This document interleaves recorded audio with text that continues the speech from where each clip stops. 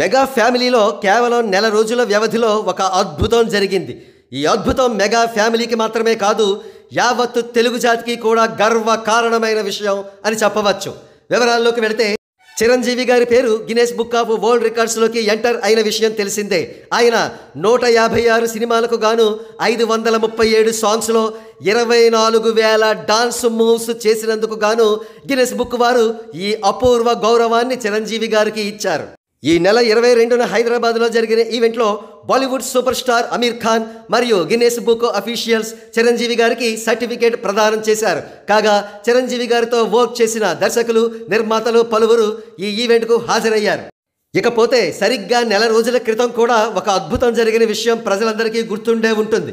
అది ఏమిటంటే, Andhra Pradesh deputy chief మినిస్టర్గా, పంచాయతీరాజ్ శాఖ మంత్రిగా ఒకే రోజున 13,326 గ్రామ సభలను నిర్వహింపచేసి పవన్ కళ్యాణ్ గారు వరల్డ్ రికార్డు సాధించారు. అందుకు గాను ఆయన వరల్డ్ రికార్డ్స్ యూనియన్ వారిచే సర్టిఫికెట్ కూడా రిసీవ్ చేసుకున్నారు.